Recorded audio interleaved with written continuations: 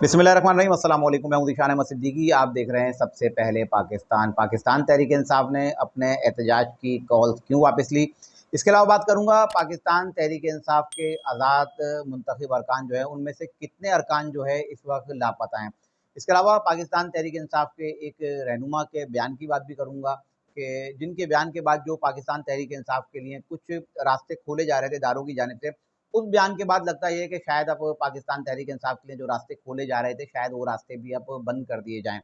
मैं आता हूँ अपनी पहली खबर की तरफ। पहली खबर मेरी ये थी कि पाकिस्तान तहरीक इंसाफ ने मुल्क भर में एहतजाज की कॉल दी थी, क्योंकि पाकिस्तान तहरीक इंसाफ के पहले हिमायत याफ्ता उम्मीदवार वसीम कादर जो NA 121 से जो है लाहौर से कामयाब हुए थे, और उसकी जब उन्होंने पाकिस्तान मुस्लिम लीग नून में शमूलियत इख्तियार की और वो मरीम नवाज़ से मिले और उन्होंने बताया कि पाकिस्तान मुस्लिम लीग नून जो है मेरा घर है। इसके अलावा वसीम कादिर जो है लाहौर में जो है पाकिस्तान तहरीक इंसाफ के जनरल सेक्रेटरी भी थे। जब इन्होंने बाकायदा पाकिस्तान मुस्लिम लीग नून में शमूलियत इख्तियार की, तो उसके बाद जो है पाकिस्तान तहरीक इंसाफ का जो विंग है और पाकिस्तान तहरीक इंसाफ की जो कोर कमेटी है वो हरकत में आई, क्योंकि इनको इस खदशे का इन्होंने इजहार तो किया था कि हमारे कुछ लोग जा सकते हैं, लेकिन कुछ रहनुमाओं का इनका ये कहना था कि हमारे जो हिमायत याफ्ता जिनसे हमने हलफ लिया है अरकान जो जीतेंगे वो कहीं भी नहीं जाएंगे। लेकिन जब ये पहली इनकी शख्सियत जो है पाकिस्तान मुस्लिम लीग नून में गई, तो उसके बाद ये लोग हरकत में आए और उन्होंने मुल्क भर में जो है एहतजाज की कॉल दी। बहरहाल पाकिस्तान तहरीक इंसाफ के कारकुनान जो है वसीम कादर के घर के बाहर पहुंचे और उन्होंने एहतजाज किया। वही नारेबाजी की उन्होंने जो लगात करते हैं लोटा और फला फला जो तो ये वही आपको पता होगा जब तहरीक अदम एतमाद आई थी और उस वक्त सिंध हाउस इस्लामाबाद में एक मंडी लगी थी और पाकिस्तान तहरीक इंसाफ के मुनहरिफ अरकान वहाँ गए थे, 20 अरकान थे। तो उस वक्त इमरान खान साहब ने जो अपने कारकुनान को कहा था और उन लोगों को भी कहा था कि जो लोग हमसे गद्दारी करके गए उनको कोई अपना रिश्ता नहीं देगा, उनके यहाँ कोई शादी नहीं करेगा और उनको कहीं बुलाया ना जाए और वो जलील होंगे फला फला। बहरहाल वही चीज़ दोबारा दोहराने की कोशिश की गई, वसीम कादिर के घर के बाहर जो है एहतजाज किया गया, लेकिन ये एहतजाज जारी था। तो इसी दौरान जो है हमाद अजहर का जो है एक ट्वीट मंजरेआम पे आता है, और इसके अलावा पाकिस्तान तहरीक इंसाफ की एक ऑफिशियल वेबसाइट है, उस पर भी एक ट्वीट आता है जिसमें बाकायदा एक तस्वीर दिखाई जाती है। पहले मैं इसके पाकिस्तान तहरीक इंसाफ के ऑफिशियल जो ट्वीट है उसकी मैं बात करूँ, उसमें उन्होंने जो है बाकायदा जो है वीगो डाले और उन्होंने तस्वीरें उन्होंने वहाँ पोस्ट में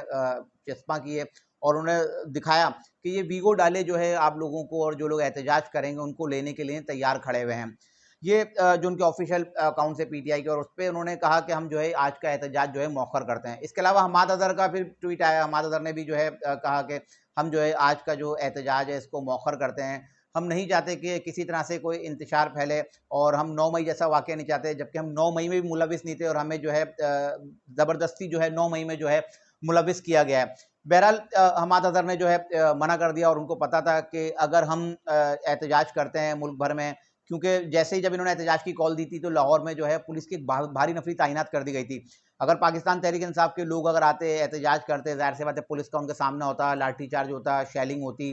गोलियां चलती, और अल्लाह ना करे अगर कोई जानी नुकसान हो जाता किसी इदारे के किसी शख्स का या PTI के किसी कारकुन का, तो दोबारा से वही 9 मई वाली जो है सिचुएशन पैदा हो जाती। तो उस पर हमाद अजहर साहब ने जो है मना कर दिया और उन्होंने कहा कि फौरी तौर पे जो है मुजाहिरीन जो है मुंतशिर हो जाएं, हम जो है आज जो है अपने एहतजाज की जो कॉल है इसको मौखर करते हैं, क्योंकि उन्होंने इस चीज़ को जांच लिया था कि अगर हम ऐसा कुछ करते हैं और हम एहतजाज करते हैं तो ऐसा ना हो कि पाकिस्तान तहरीक इंसाफ के लिए एक नई मुश्किल खड़ी हो जाए, क्योंकि अल्लाह अल्लाह करके इनको जो है आज़ाद हैसियत से जो है इनको एक वाज़ेह अक्सरियत मिली है। तो उन्होंने इस चीज़ को भांप लिया कि अगर हम एहतजाज करते हैं तो ऐसा ना हो हमारे लिए एक नया मसला खड़ा हो जाए। इसके अलावा बात कर रहा था कि पाकिस्तान तहरीक इंसाफ के आज़ाद मुंतखब अरकान जो चंद गायब हैं, क्योंकि पाकिस्तान की कोर कमेटी के जो अरकान है, ज़ाहिर सी बात है उन्होंने सबसे पहले हलफ लिया हुआ था। अब वो अपने तकरीबन 20 अरकान से रब्ता कर रहे हैं और वो 20 अरकान जो है उनके राब्ते में नहीं है, क्योंकि उन 20 अरकान से पहले हलफ लिया गया था और उनको कहा गया था कि आप जो है खान साहब के साथ वफादार रहेंगे, आप किसी दूसरी सियासी जमात में नहीं आएंगे। फिर कोर कमेटी ने ये फैसला किया कि जो 20 अरकान राब्ते में नहीं आ रहे उनसे जो फौरी तौर पर इस्तीफ़ा लिया जाएगा और उनको कहा जाएगा कि आपने इमरान खान साहब के नाम पर वोट लिया है। बहरहाल जब उन लोगों से रब्ता किया गया, किसी राय से रब्ता हुआ, तो उन लोगों ने जो है इस्तीफे देने से मना कर दिया और उन्होंने इसके बाद जो है किसी तरह का कोई रब्ता नहीं किया। अब ये 20 अरकान जो लापता हैं, और मैं अपने पिछले कई व्लॉग में इस बात को बता चुका हूँ कि पाकिस्तान तहरीक इंसाफ के हिमायत याफ्ता जो उम्मीदवार हैं जो मुंतखब हो चुके हैं उनमें से आखिर में सिर्फ 30-35 रह जाएंगे, बाकी सब ने कहीं ना कहीं जाना है। कुछ पीपल्स पार्टी में जाएंगे, कुछ नून लीग में जाएंगे। 20 अरकान की लिस्ट आ चुकी है सामने, जो अपना कोर कमेटी है ना पाकिस्तान तहरीक इंसाफ की, इनसे राब्ते में नहीं है और ये बिल्कुल जो है साइड पे हो चुके हैं और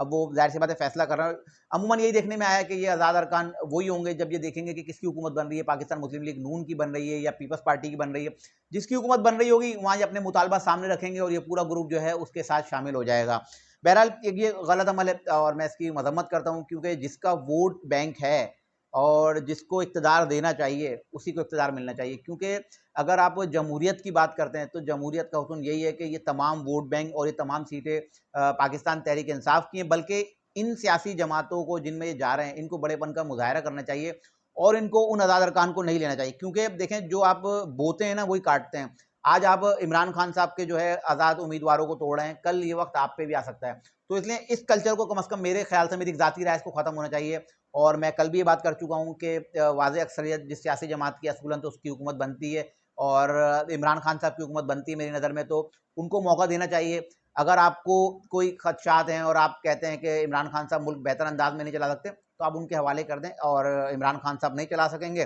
तो फिर आप उनको आप गिरबान पकड़ सकते हैं। लेकिन असूली तौर पे जो है ये हुकूमत बनती है पाकिस्तान तहरीक इंसाफ की। अच्छा, अब मैं बात कर रहा था कि पाकिस्तान तहरीक इंसाफ के एक रहनुमा का बयान।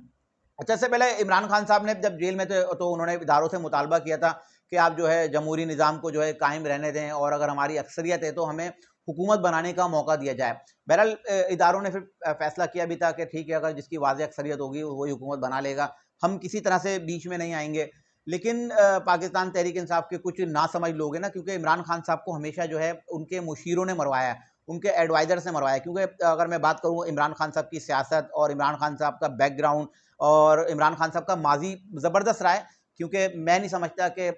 इमरान खान साहब को जो है किसी भी तरह से जो है पैसे की ज़रूरत है या शोहरत की ज़रूरत है। एक बंदा जो इंटरनेशनल लेवल पर जो है शोहरत याफ्ता है और जिसके पास इतना पैसा है कि वो शायद पूरी पाकिस्तानी कौम को बिठाकर भी खिला सकता है, तो मुझे नहीं लगता कि वो शख्स शायद किसी लालच में जो है हुकूमत बनाना चाह रहा है। यकीनन उनकी सोच अच्छी है, वो एक पाकिस्तान का बेहतर मुस्तकबिल चाहता है, वो पाकिस्तान को एक सही नहज पर ले जाना चाहता है। वो एक करप्शन का जो एक निज़ाम है पाकिस्तान में, जो एक नासूर बन गया है, जो हमारी आने वाली नस्लें जिसका खुमियाजा भुगतेंगी, तो इमरान खान उस चीज़ को ख़त्म करना चाहता था। लेकिन अफसोस की बात कि इस मुल्क में जो ईमानदार क़यादत और ईमानदार लीडर की जो है कोई जगह नहीं है। तो मैं बात कर रहा था शुएब शाहीन साहब की, इमरान खान साहब के ये वकील भी हैं, तो इन्होंने एक बयान दिया है, मीडिया से गुफ्तगू की है और उन्होंने मीडिया गुफ्तगू के दौरान उन्होंने कहा कि उन लोगों को चाहिए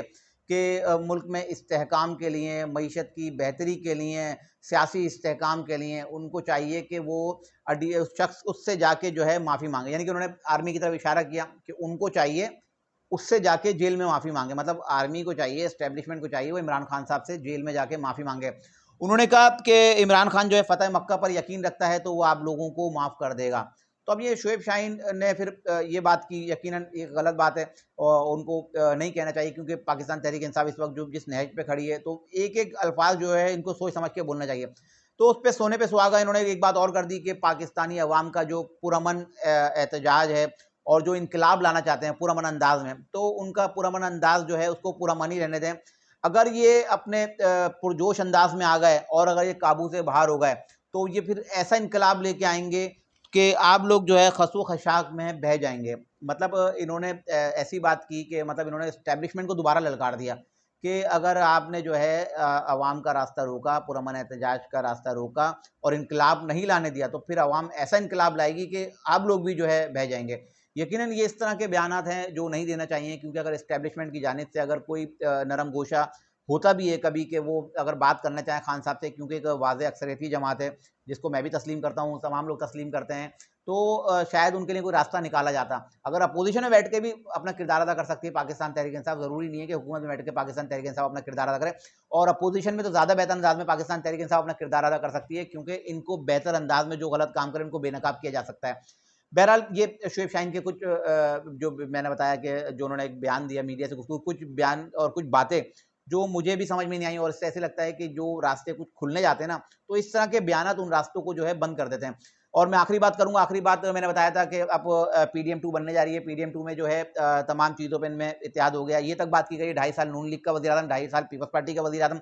मैंने बात की थी कि मियाँ साहब जो है वज़ीर आज़म अगले होंगे, हो सकता है अब अगले वज़ीर आज़म शहबाज शरीफ हों, क्योंकि मियाँ साहब तब वज़ीर आज़म बनने के ख्वाहिशमंद थे, 2 तिहाई अक्सरियत मिली, 2 तिहाई अक्सरियत इनको नहीं मिली। लेकिन बहरहाल एस्टैब्लिशमेंट की, इदारों की पूरी कोशिश तो होगी कि ऐसी हुकूमत बनाई जाए 2 तिहाई अक्सरियत से हो,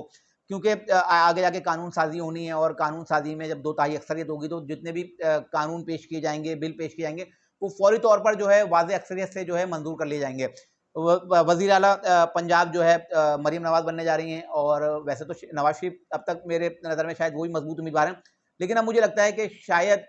मियाँ साहब जो है वज़ीर आज़म के जो ओहदे की जो चौथी मरतबा वज़ीर आज़म बनना चाहते थे, अब वो शायद वज़ीर आज़म बनना नहीं चाहते, और शायद हो सकता है वो शहबाज शरीफ को जो है वज़ीर आज़म के लिए जो है आगे करें। ये थी आज की कुछ इंतहाई अहम खबरें जिसके साथ मैं हाजिर होता है। इंशाल्लाह मज़ीद खबरों और नए तजज़िये के साथ फिर हाजिर हूँ। तब तक के लिए इजाज़त दीजिए। अल्लाह हाफ़िज़।